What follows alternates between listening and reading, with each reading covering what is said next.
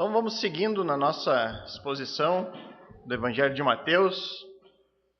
Hoje nós temos um texto que traz o início do ministério público de Jesus, depois de um período de preparação que iniciou por meio do ministério de João Batista, que passou pelo próprio batismo do Senhor Jesus, que passou pela tentação no deserto. Nós temos agora, no restante do capítulo 4, a partir do verso 12 até o final, verso 25, alguns eventos que vão narrar o início da proclamação de Jesus Cristo. E esses versículos aqui, eles são claramente divididos em 3 partes. Provavelmente na sua Bíblia você encontra essa divisão. A primeira vai do verso 12 até o 17, depois nós temos outra seção do 18 ao 22, e a última dos versos 23 a 25. E hoje, então, a exposição vai ficar restrita à primeira parte desses textos que narram o início do ministério público de Jesus, que vai do verso 12 ao 17, que é um texto de transição entre a preparação de Cristo para o seu ministério e o seu ministério terreno propriamente dito. Você vai conseguir identificar facilmente essa transição pelo fato de Mateus apontar mais um evento relacionado à vida de Jesus Cristo como sendo o cumprimento de profecias que apontavam para o Messias. E aí ele vai passar em seguida para o conteúdo inicial da pregação de Jesus. É importante salientar aqui que durante esses capítulos iniciais do Evangelho de Mateus, ele apresentou diversas profecias se cumprindo na pessoa de Jesus Cristo. Vários eventos que aconteceram, segundo o autor aqui, Mateus, eles ocorreram para que se cumprissem a palavra de Deus. Foi assim no nascimento de Jesus, foi assim na visita dos magos que vieram do Oriente, foi assim na fuga de Jesus recém-nascido para o Egito, foi assim na matança dos meninos em Belém e seus arredores, foi assim o fato de Jesus ter crescido em Nazaré. O autor sempre diz que tudo isso ocorreu para que se cumprissem profecias que falavam sobre a vinda do Messias. Ou seja, a intenção de Mateus, aqui no início do seu evangelho, era apresentar as credenciais messiânicas de Cristo. Falar sobre Jesus, mas antes apresentar, esse Jesus que eu estou falando, ele é o Messias do qual os profetas haviam falado. Então, Mateus está apresentando essas credenciais. E a partir do texto de hoje, nós não veremos mais isso ocorrendo aqui no Evangelho daqui para frente. Esses eventos que ocorreram para que se cumprissem as profecias sobre o Messias. Porque o objetivo de Mateus de apresentar as credenciais de Jesus como sendo o Messias, ele já alcançou. Então, ele gastou esse início do 4º capítulo, apresentando essas credenciais proféticas, aquilo que os profetas falaram e que se cumpriram na vida de Jesus, apontando para o fato que esse Jesus do qual eu estou contando, é como se Mateus falasse, essa história que eu vou contar para vocês desse homem chamado Jesus Cristo, olhem só, o Antigo Testamento já falava dele. Ele é de fato o Messias, como profetizado no Antigo Testamento. Então, ele cumpre esse propósito dele inicial e a partir de agora ele vai focar em outros eventos e outros pontos relacionados à vida de Jesus Cristo. Então, o foco do texto que nós veremos hoje é nos dar informações sobre o início do ministério de Jesus Cristo neste mundo. Ele vai nos trazer 3 informações importantes sobre isso. Ele vai nos dizer o momento que iniciou o ministério de Jesus nessa terra, quando isso começou, Ele vai dizer o local aonde iniciou o ministério público de Jesus e também ele vai nos apresentar o conteúdo inicial da pregação de Jesus. Então vamos fazer a leitura do capítulo 4, versos de 12 a 17. O texto diz assim: Ouvindo, porém, Jesus que João fora preso, retirou-se para a Galiléia, e deixando Nazaré, foi morar em Cafarnaum, situada à beira-mar, nos confins de Zebulon e Naftali, para que se cumprisse o que fora dito por intermédio do profeta Isaías: terra de Zebulon, terra de Naftali, caminho do mar, além do Jordão, Galiléia dos gentios.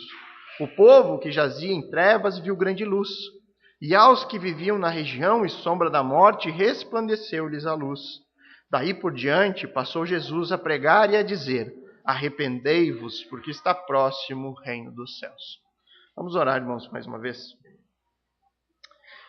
Bondoso Pai, querido Deus, nós pedimos agora a Tua graça sobre nós, por meio da exposição desse texto bíblico, que a palavra de Deus seja exposta com fidelidade, Deus, que realmente apenas a Tua palavra seja exaltada aqui essa noite, e que possamos aprender por meio desse texto, que possamos com sabedoria aplicar ele para as nossas vidas, e que acima de tudo, Deus, esse texto e essa pregação, ela invada o nosso coração, encha o nosso coração de temor e reverência pelo nosso Senhor Jesus Cristo, e que ela venha para a prática em nossas vidas, porque é isso que realmente importa.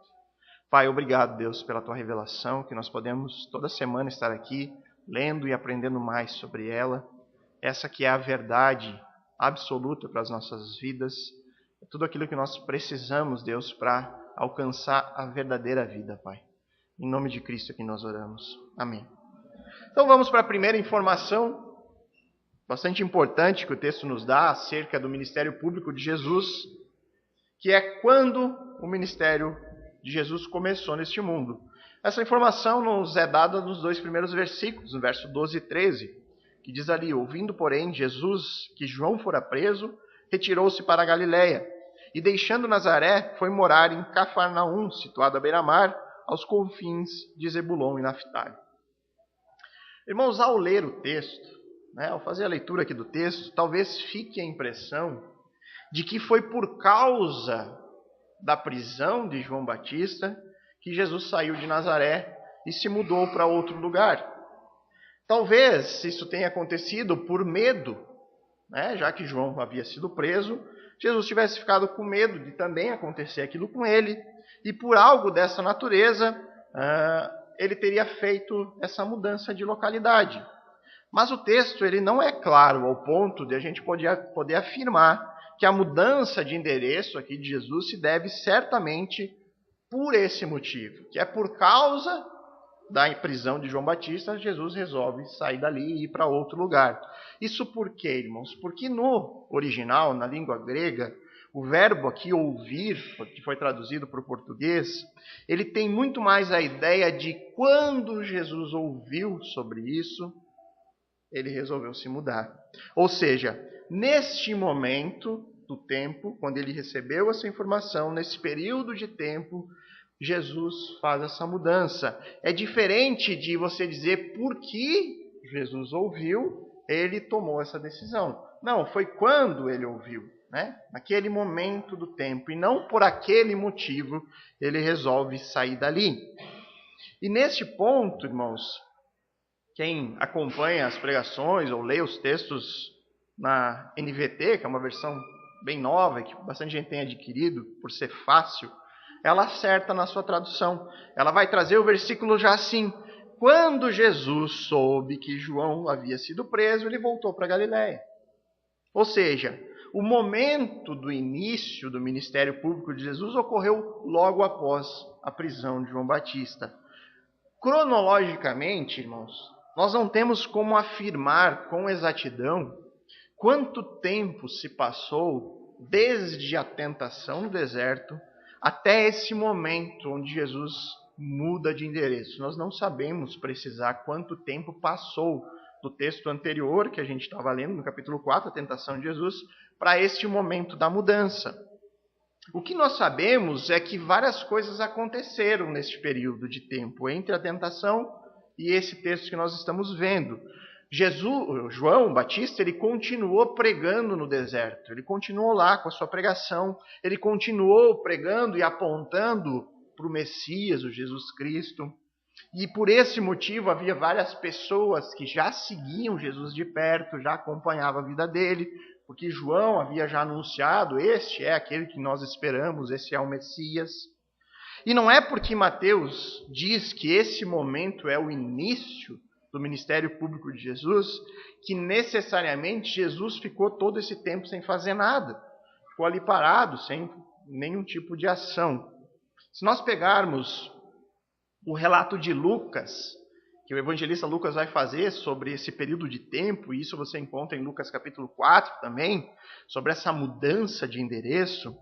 Antes de acontecer isso, Lucas ele relata um episódio que Jesus sofreu com hostilidade lá em Nazaré. Lucas vai narrar uma história de que Jesus estava na sinagoga judaica e ele pega o livro do profeta Isaías, ele lê o texto de Isaías e na sequência ele vai dizer, hoje se cumpriu essa palavra que nós acabamos de ler. E aí o pessoal que estava na sinagoga fica enlouquecido com aquilo, e tenta, expulsa Jesus dali, leva ele para cima do monte, tentando jogar Jesus de lá e matar com Jesus. Então isso acontece nesse período de tempo, do intervalo da tentação para essa mudança. Então, muito provavelmente, o motivo que levou Jesus a ter saído de Nazaré foi por conta dessa reação violenta que ele acaba sofrendo lá em Nazaré. Porém, Mateus vai nos informar que tudo isso ocorreu, esses eventos aconteceram na mudança de Jesus para que se cumprisse uma profecia, mais uma profecia acerca do Messias. Então, nesse momento da história, logo após a prisão de João Batista, neste ponto, Jesus sai da Judéia, ele sai de Nazaré e passa a habitar na Galiléia, na cidade de Cafarnaum. O que mostra também, irmãos, que o tempo do ministério que preparava o caminho do Messias, o tempo do ministério de João Batista, também havia chegado ao fim. Não havia mais a necessidade daquele homem que prepararia o caminho do Messias. Agora o Messias entrou em cena. E isso se encerra no momento que João Batista foi preso e, exatamente neste período, Jesus passa a entrar em cena com o seu ministério terreno. E é com base nessa informação que nós podemos determinar onde começou o ministério de Jesus. Segundo Mateus, o ministério público de Jesus ele começou efetivamente na cidade de Cafarnaum. E a informação mais importante é que isso aconteceu para que se cumprisse uma profecia messiânica, uma profecia de Isaías. Tudo aquilo aconteceu para que as palavras de Isaías se cumprissem. Então, o verso 14 e 16 aqui do texto vai nos dizer: para que se cumprisse o que fora dito por intermédio do profeta Isaías, terra de Zebulon, terra de Naftali, caminho do mar, além do Jordão, Galiléia dos gentios. O povo que jazia em trevas viu grande luz, e aos que viviam na região e sombra da morte, resplandeceu-lhe a luz. Mateus ele fala que uma profecia de Isaías se cumpriu. E o texto que ele está citando aqui é Isaías capítulo 9, os versos 1 e 2, que diz assim: mas para a terra que estava aflita não continuará a obscuridade. Deus, nos seus primeiros tempos, tornou desprezível a terra de Zebulon e a terra de Naftali. Mas nos últimos tornará glorioso o caminho do mar, além do Jordão, Galiléia dos gentios. O povo que andava em trevas viu grande luz, e aos que viviam na região da sombra da morte, resplandeceu-lhes a luz. Esse é o texto do profeta Isaías. Então vamos primeiro entender o contexto aqui do texto do Antigo Testamento, de Isaías, para a gente entender a profecia aqui que se cumpre em Cristo. Então esses dois versículos do texto lá do Antigo Testamento, eles fazem um contraste entre o passado humilhante sofrido pelo povo de Israel no cativeiro que eles sofreram. Em particular, aqui o profeta Isaías está falando do reino do norte, do reino de Israel, que foi levado cativo pela Síria. E ele faz o contraste deste momento de humilhação para o momento onde viria a sua exaltação na libertação do exílio. Então, esse caminho do mar, além do Jordão, era uma estrada, irmãos, que vinha de Damasco, da Síria, e atravessava Cafarnaum até chegar na Cesareia. E esse era o caminho do qual os exilados usaram para retornar lá da Síria e voltar para as cidades de Israel. Então a pergunta é, já que esse texto fala sobre o exílio, sobre o retorno daquele povo que foi humilhado e que voltaria por esse caminho e traria à luz novamente aquela região e seria habitado novamente pelo povo de Israel, na sua nação. Por que Mateus afirma que essa profecia se cumpriu em Jesus? Por que será que essa profecia de Isaías, que Isaías está profetizando, né, sobre a questão do exílio e da libertação, como que isso pode se cumprir nessa mudança de localidade de Jesus? Irmãos, isso ocorre porque Mateus ele reconhece aqui nesse texto de Isaías o seu cumprimento imediato. Mateus reconhece que aquele texto está falando sobre o exílio, algo que já aconteceu, aquela profecia de Isaías se cumpriu quando o povo retornou do exílio, mas Mateus também identifica ali uma profecia futura. É uma dupla profecia, uma que se cumpriu imediatamente, outra que se cumpriria em Cristo. E por que isso é tão fácil de a gente afirmar? Porque se nós olharmos mais para frente no texto de Isaías, nesse texto do capítulo 9, lá no verso 6, nós temos o famoso texto messiânico, que diz: porque um menino nos nasceu, um filho se nos deu. O governo está sobre os seus ombros e o seu nome será Maravilhoso Conselheiro, Deus Forte, Pai da Eternidade, Príncipe da Paz. Irmãos, até mesmo o Targum judaico de Isaías, o que é o Targum judaico? O Targum judaico nada mais é do que um comentário judaico do livro de Isaías. Nesse comentário judaico, o próprio povo judeu, ele interpreta esse duplo cumprimento na profecia de Isaías. O povo judeu reconhece que há um segundo cumprimento que será feito na vinda do Messias. Isso está nos livros judaicos, nos comentários judaicos de Isaías. Esse duplo cumprimento, a profecia se cumpriu realmente num período imediato, logo após o exílio, mas havia uma segunda profecia ali que está relacionada ao Messias. Isso é muito comum dentro da profecia judaica. Vocês entenderam aqui esse duplo cumprimento? Deu para entender mais ou menos? Ok. Mas será que a profecia de Isaías, ela servia simplesmente para nos dizer aonde o ministério de Jesus começaria? Será que simplesmente era para nos apontar para onde que Jesus iniciaria, qual cidade começaria o seu ministério? É claro que não.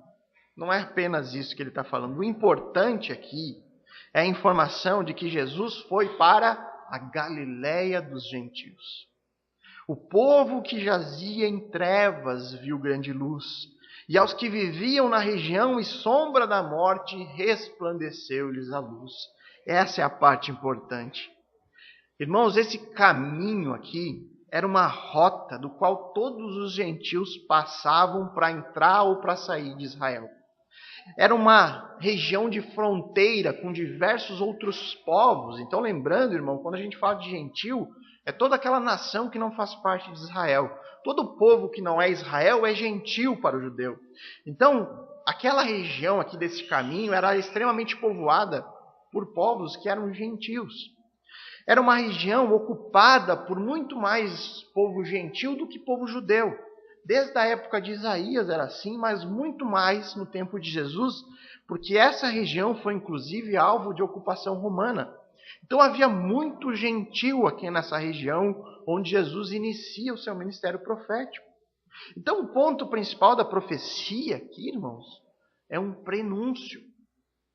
É o prenúncio da pregação ao gentio. Esse é o ponto. O povo que jazia em trevas, que vivia na sombra da morte, agora veriam a luz do Messias.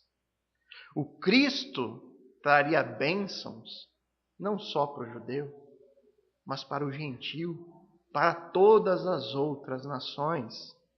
A desprezada Galileia, a Galileia dos gentios, a terra da sombra da morte, foi onde a luz do Messias começou a brilhar.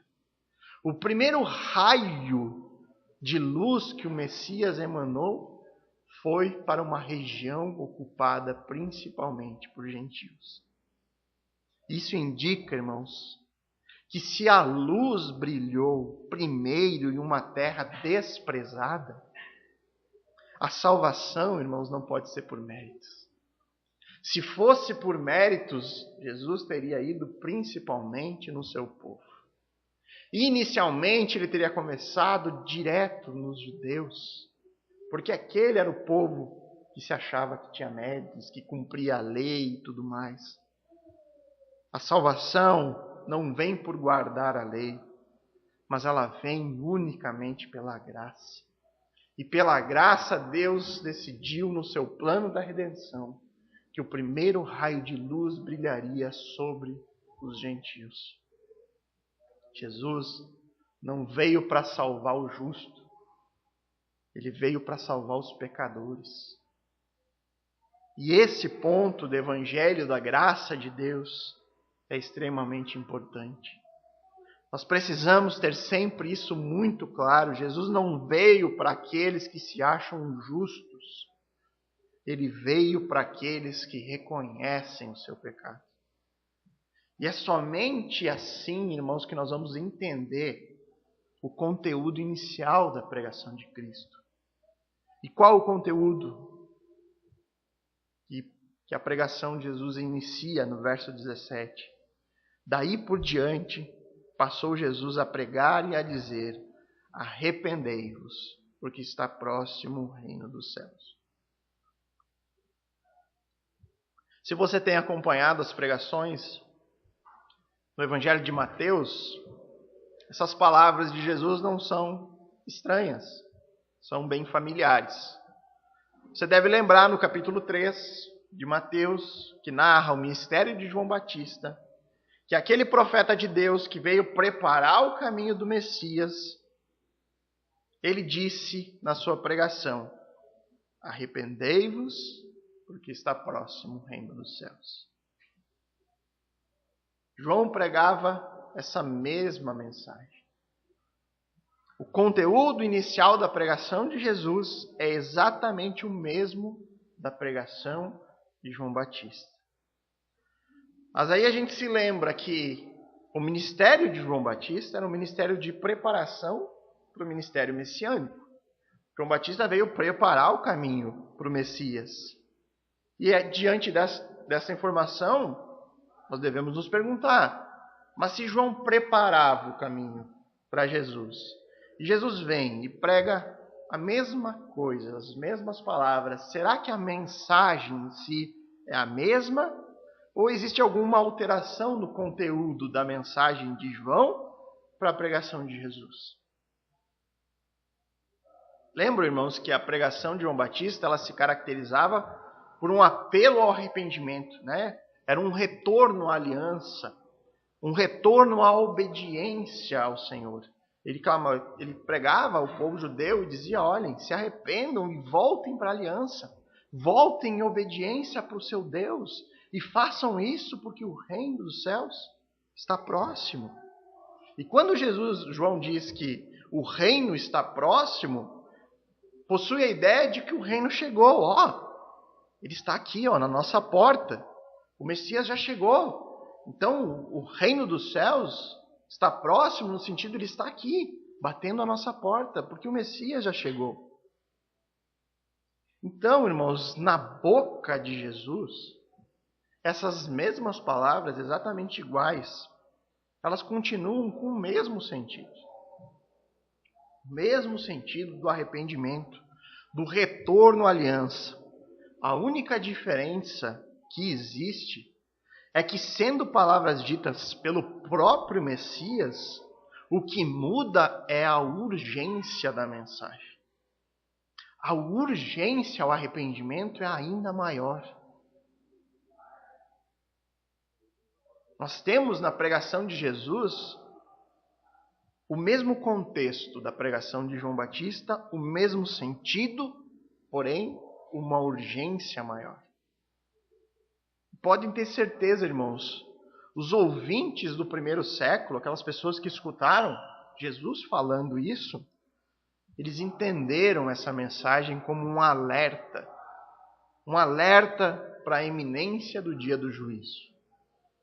Eles precisavam se arrepender com urgência, porque próximo estava o dia do julgamento, o dia do Senhor se aproximava. E Jesus inicia o seu ministério com uma pregação bem específica: a necessidade de arrependimento. E eu gostaria de destacar aqui 3 pontos sobre arrependimento bíblico. O arrependimento no contexto das pregações de João e de Jesus. Lembrar a vocês que arrependimento na Bíblia significa o retorno a Deus. Reconhecer o seu pecado. Reconhecer que nós estamos em rebelião contra o nosso Criador e a partir disso gerar um desejo de voltar a Deus em obediência. O arrependimento bíblico, irmãos, é o princípio para a salvação. O processo de salvação nas nossas vidas, ele sempre tem um começo. Ele tem um princípio. A única certeza que nós temos com os nossos bebezinhos aqui da igreja é que eles precisam se arrepender. Uma hora ou outra eles precisam se arrepender dos seus pecados. Nós já sabemos que eles são pecadores de nascimento. Então, a nossa certeza que nós temos para eles é que um dia eles precisam nascer de novo. Precisa haver o princípio, o começo desse arrependimento.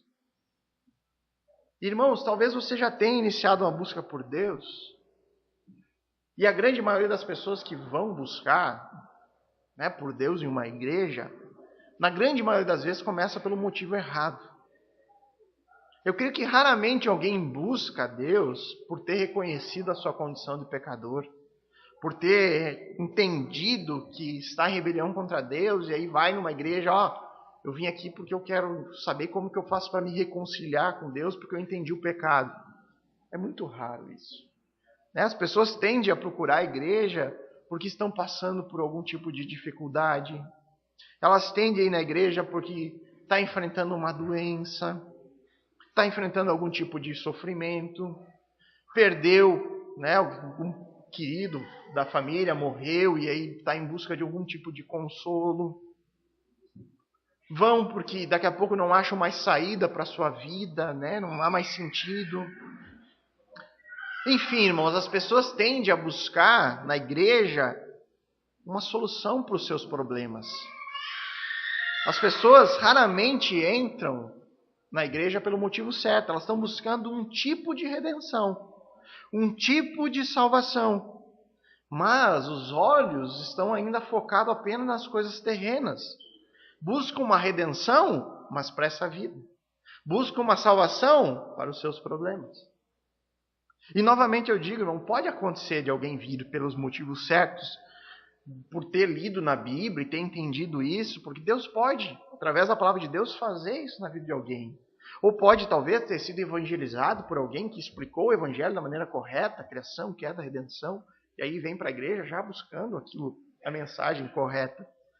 Mas, irmãos, e até porque isso também é a função do pregador, é mostrar para as pessoas que vêm pelos motivos errados através da palavra de Deus, que a Bíblia, Deus não promete esse tipo de salvação, Olha, irmãos, se alguém está buscando isso, saibam que Deus não promete que você não terá problemas na sua vida. Deus não promete que você não vai enfrentar doenças. Deus não promete que você não vai enfrentar problemas financeiros. Deus não tem prosperidade para todo mundo. Isso deve ser dito pelo pregador. Mas Deus promete um outro tipo de salvação. Uma salvação que é infinitamente superior àquelas que as pessoas vêm buscar na igreja. Deus promete a salvação para o nosso maior problema. E não importa, irmãos, quantos problemas você tem enfrentado nessa vida. Nenhum problema é maior do que esse do qual Deus nos promete a salvação. Nada é pior do que estar em rebelião contra um Deus santo. Quão terrível é cair nas mãos do Deus vivo. Hebreus 10:31 diz. Você pode acumular todos os problemas da sua vida. Imagine tudo que pode acontecer de errado, caindo sobre a sua cabeça no mesmo instante. Quanto tempo esses problemas te atormentarão? 30, 50, 80 anos? Agora imagine a eternidade. séculos e mais séculos separados daquele que te criou. Imagine você descobrir, de uma hora para outra, não mais aqui neste mundo, de que a Bíblia é real. Imagine você descobrir num piscar de olhos que Deus realmente existe, que o céu existe, e que bastava você se arrepender e depositar sua confiança em Cristo para estar num lugar onde não existe mais morte, onde não existe mais sofrimento, onde não existe mais dor, onde não existe mais problemas financeiros. Agora imagine também descobrir que o inferno é real também. E que a Bíblia estava certa em retratar esse lugar como um local de choro e de ranger de dentes. Um local onde não há nenhum tipo de alegria, nem por um único segundo. E diante disso, irmãos, você perceberá que o maior problema que você tinha que ter lidado nessa vida não eram os seus problemas financeiros. O maior problema que você tinha aqui nessa vida não eram as enfermidades. O maior problema que você tinha nessa vida não era aquele chefe chato que fica pegando no seu pé. Não. Nada disso era sequer problema comparado com o problema que agora terá que enfrentar. Irmãos, é insano dizer que existe neste mundo um livro que é milenar, que passou por anos de provas, onde nunca ninguém conseguiu refutá-lo ou seriamente mostrar alguma coisa que nos leve a duvidar da seriedade, da credibilidade deste livro. Dizer que existe esse livro neste mundo e a gente não parar nem para pensar sobre isso, nem para meditar sobre isso, nem para querer saber o que existe escrito nesse livro. É insano eu não me preocupar nem que se há 1% de chance de que isso aqui é verdade. Mas se há 1% de chance de ser verdade, eu tenho que me preocupar com isso. É como você ir num parque de diversões e ter lá uma plaquinha na entrada do brinquedo. Você possui 1% de chance de morrer no brinquedo. Será que você iria lá ou deixaria seus filhos entrar naquele brinquedo? Não, você ia pensar sobre isso. Dificilmente você ia correr esse risco. Poxa, nós temos um livro que fala sobre a nossa vida eterna, sobre o nosso destino eterno, fala sobre a nossa criação. O mínimo que a gente deve fazer para não ser insano, para não ser loucura, é pensar sobre esse livro, querer saber mais sobre ele, ler sobre ele, e aí tomar decisões sobre ele. O que a gente não pode é ignorá-lo. A gente não pode simplesmente fazer que esse livro não existe.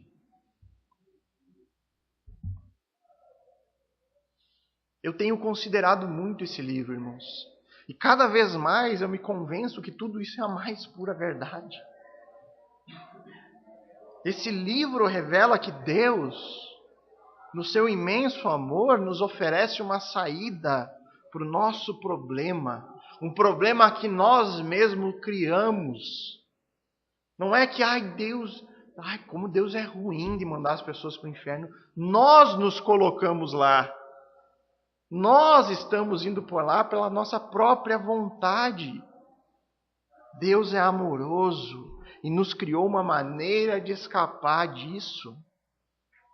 E o melhor de tudo é de graça. É pela graça. O que nós precisamos fazer para tomar posse dessa tão grande e generosa salvação? Inicie pelo arrependimento. Essa é a porta de entrada para o céu. Se arrependa. Mas faça isso no contexto da pregação de Jesus. O arrependimento de ter vivido uma vida distante de Deus. De ter vivido até agora sem levar Deus em consideração. De não ter se importado com a palavra de Deus. É isso que Cristo está exigindo das pessoas em sua pregação. Voltem-se aos caminhos do Senhor. E Cristo ele não está preocupado com né? Nós somos reformados e nós nos preocupamos com a eleição, mas se ele for eleito, ele vai. Se não for, Jesus sabia exatamente quem responderia ao seu evangelho. E ele não se preocupou com isso, ele apenas anunciou: arrependam-se. Arrependam-se dos seus caminhos, se voltem para Deus. Reconheçam que vocês estavam distantes do Senhor, longe da aliança que ele fez com a nação de Israel. Retornem à obediência, se voltem para Deus novamente. Para ser salvo, nós precisamos, irmãos, reconhecer que Deus existe, que a sua palavra é verdadeira, que nós somos criados por Ele, mas que nós nos rebelamos contra Ele. Nós decidimos viver como se Ele não existisse. Nós resolvemos seguir as nossas próprias regras. Nós resolvemos erguer os nossos próprios deuses. Exatamente como Adão, todos nós desobedecemos. Ninguém vai poder chegar diante de Deus e dizer: Senhor, mas eu não cometi pecado nenhum. Minha vida foi perfeita. Porque nós nascemos pecadores. Nós nascemos em rebeldia. E nós precisamos ser salvos. Nós precisamos de um Salvador. Esse reconhecimento, irmãos, da necessidade de salvação, ele apenas brota num coração arrependido. E isso é a porta de entrada no reino dos céus. Neste reino, irmãos, que Cristo está falando, não haverá uma única pessoa que não tenha verdadeiramente se arrependido. Não haverá um único que não tenha passado por isso. Por isso, irmãos, medite, pense se você já passou por esse processo de arrependimento. Dentro desses termos do contexto bíblico, de reconhecer a existência de Deus, de reconhecer a palavra de Deus como sendo a verdadeira e única palavra do Senhor. Você reconhece que viveu uma vida em rebeldia contra esse Deus? Você reconhece que a única coisa que você merece por direito é a condenação eterna? Você reconhece essas coisas na sua vida? Se você reconhece, aí vem a boa notícia: Deus providenciou um meio para te salvar. Nós encontramos redenção no Messias. O Cristo chegou e Ele veio nos salvar do nosso pecado. Se Cristo é o seu substituto, irmãos, então palavras como a ira de Deus, palavras como inferno, nada disso é preocupação para você. Você não precisa se preocupar porque Cristo tomou o seu lugar. Cristo te substituiu. Ele ofereceu a justiça dele para você. Agora, se isso é algo estranho para você, então a pregação de Jesus ela tem um caráter especial hoje. Porque a pregação como essa, vinda diretamente da boca do próprio Deus, o Deus encarnado, dizendo: arrependei-vos, porque está próximo o reino dos céus, ela tem um significado muito particular. Esse arrependimento ele precisa ser urgente. Quando o próprio Deus abre a sua boca e fala: arrependei-vos, porque está próximo o reino dos céus, nós precisamos dar ouvidos, irmãos. Se arrependam, porque está próximo. Se arrependam, porque o dia do Senhor se aproxima. E nós precisamos lidar com essas palavras. Nós precisamos, alguma reação tem que ocorrer dentro de nós. E a partir de hoje, irmãos, eu sinto lhe informar, mas não haverá desculpas para você. Você escutou a voz de Jesus dizendo: se arrependa. Você já sabe também do que precisa se arrepender. Portanto, irmãos, todos nós aqui teremos que achar uma saída para isso. Ou nos arrependermos, nos termos bíblicos, ou então tomar outras decisões.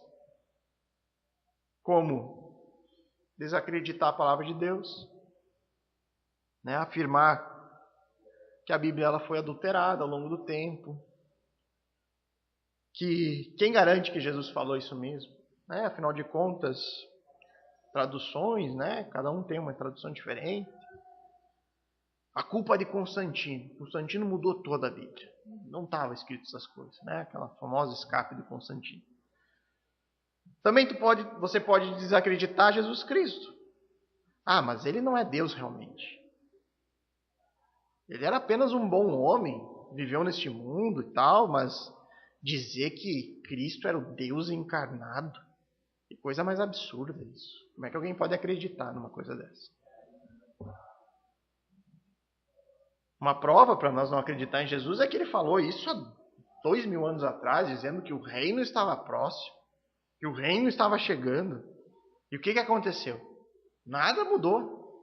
Ele foi morto por falar essas coisas, né? Quem mandou ele ficar pregando esse tipo de coisa, botando medo das pessoas? Mataram ele. E realmente, irmãos, poucas coisas mudaram dos tempos de Jesus para os nossos dias. Nós continuamos, depois de muito tempo, escolhendo Barrabás e crucificando a Cristo. Então, será que Jesus realmente estava errado sobre o reino? Claro que não, irmãos. Jesus não errou. O reino já chegou. O reino foi inaugurado por ele. Mas esse reino ainda não está consumado. Mas se ainda não está consumado, qual o sentido da urgência? Por que ele pregou dessa forma, chamando as pessoas ao arrependimento, como se não houvesse tempo a mais nada? Né? Se arrependam porque está próximo. Por que ele fez isso se o reino até hoje não chegou?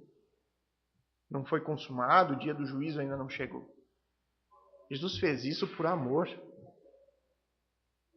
Porque por mais que o reino, no seu sentido final, escatológico, consumado, ainda não tenha vindo, num sentido individual, irmãos, o tempo que nós temos para entrar neste reino é o agora, é o hoje.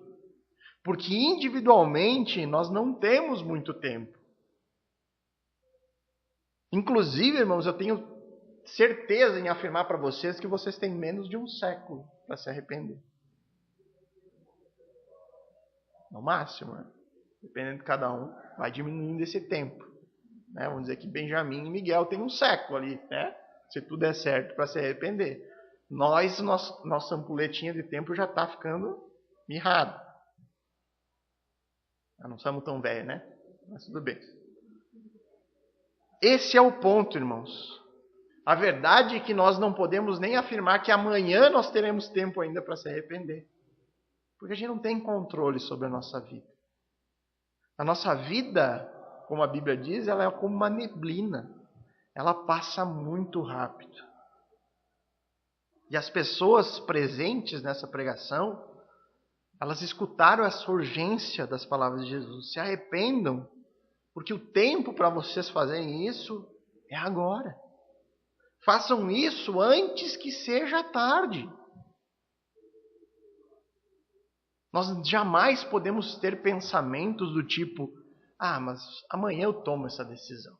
Amanhã, de repente mais para frente, ser cristão é difícil, né? O pastor vive falando que o sofrimento no cristão, que o cristão vai sofrer, porque a vida neste mundo para o cristão não é fácil, que isso, porque aquilo, porque é tão difícil ser cristão. Vamos deixar para o fim da vida, porque a gente não se preocupa agora. Não é um pensamento mundano, que normalmente a gente escuta, né? Eu já evangelizei amigos meus que diziam isso, mas eu vou ter que largar a cerveja, vou ter que parar de fazer isso, fazer aquilo. Não, é muito difícil, vamos deixar para mais tarde.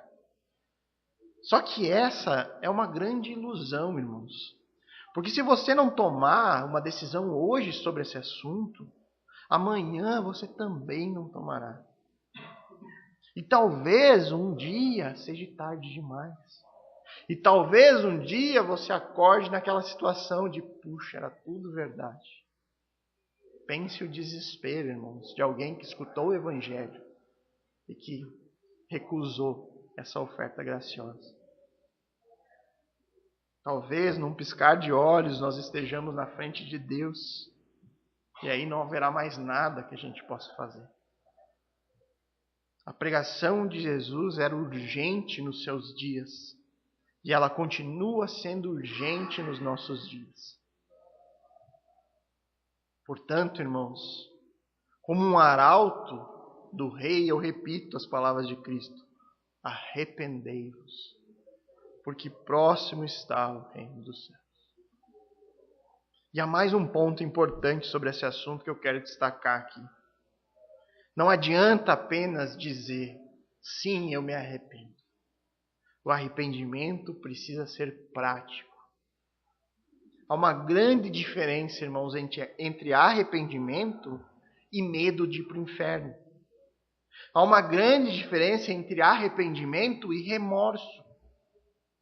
Uma pessoa pode até chorar pelo pecado, por ter feito algo errado moralmente e sofrer com aquilo, mas logo após enxugar a lágrima, já voltar à prática daqueles velhos mesmos hábitos.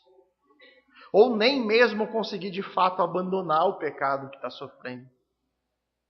João Batista, ele batizava as pessoas que vinham até ele e que recebiam com alegria a sua pregação, mas ele só batizava aquelas que demonstravam frutos visíveis de arrependimento. A gente olha isso vendo João se recusar a batizar os fariseus e saduceus, dizendo: eu não vou batizar vocês porque vocês não têm um fruto digno de arrependimento. Eu não consigo ver na vida de vocês esse arrependimento. E esse é o ponto também de Tiago na sua epístola, quando ele aborda a questão da fé verdadeira. Ele vai dizer que uma fé sem evidências é uma fé que não pode ser provada, é uma fé que não pode ser testada, ou seja, uma fé que é morta, que não há frutos dignos de arrependimento. E nós temos na Bíblia um bom exemplo da diferença entre remorso e arrependimento. E esse exemplo é encontrado nas vidas de Judas Iscariotes e de Pedro. Judas, ele traiu Jesus por 30 moedas de prata. E depois de entregar Jesus, Judas ele se arrependeu. Ele foi até os judeus que haviam pago e devolveu o valor que ele havia recebido. Ele vai lá e atira as moedas lá e se arrepende de ter feito aquilo. Mas logo em seguida Judas faz o quê? Se enforca. Ele tira a sua própria vida. Então pense em arrependimento nos termos bíblicos, conforme a pregação de João e Jesus, que envolve um retorno a Deus, que envolve um arrependimento que te traz em obediência novamente ao Senhor. Judas ele não retornou arrependido. Judas ele sofreu um remorso muito grande que ele não conseguiu conviver com aquilo. Ele resolveu acabar com a sua própria vida porque ele não conseguia lidar com esse remorso. Pedro, ele nega Jesus por 3 oportunidades. Em graus de termos morais sobre o que um fez e o que o outro fez, talvez Pedro tenha sido pior do que Judas. E logo depois de ele ter percebido que havia negado o seu Senhor, ele se retira em lágrimas. Mas diferentemente de Judas, ele não vai buscar o caminho do remorso. Ele retorna em obediência. Pedro passa a ser o grande líder dos apóstolos. Ele passa a pregar com ousadia o Evangelho. Ele passa a pregar as boas novas de salvação que existe em Cristo. Ele passa a ser perseguido por isso. Ele passa a ser açoitado por causa da sua fé. E ele vai acabar morto por conta disso. Crucificado como seu Senhor. Nós precisamos de um arrependimento semelhantes ao de Pedro. Nós precisamos de um arrependimento que nos leve a uma mudança de vida. De covarde, Pedro foi transformado em um corajoso pregador do Evangelho. Nós precisamos sair da rebelião para a redenção. Nós precisamos de mudança prática, mudança visível, mudança que possa ser provada, testada. Nós precisamos agir como Pedro. Eu reconheço, Senhor, que eu pequei. Pequei durante a minha vida toda, mas em arrependimento eu me volto a Ti. E eu quero uma novidade de vida. Pai, se eu pequei contra o Senhor, não permita que isso aconteça mais na minha vida. Se antes eu mentia, agora não mentirei mais. Se eu fazia fofoca, falava dos outros, agora não farei mais. Se eu tinha prazer na imoralidade, lutarei contra isso com todas as minhas forças. Senhor, eu não quero apenas lhe entregar as minhas moedas de traição. Eu quero entregar a minha vida a Ti. Essa é a diferença, irmãos. O arrependimento, ele é o princípio da salvação. O arrependimento, nos termos bíblicos, é a porta de entrada ao céu. E esse arrependimento, irmãos, ele é urgente. E ele é urgente porque a nossa vida passa rápido demais. E além disso, o arrependimento, ele precisa ter efeitos práticos. Nós precisamos retornar a Deus em obediência à sua palavra. E meu apelo final aqui não poderia ser outro, irmãos. Arrependam-se. Arrependam-se enquanto ainda há tempo. Busque o Senhor enquanto ainda se pode achar. Vamos orar.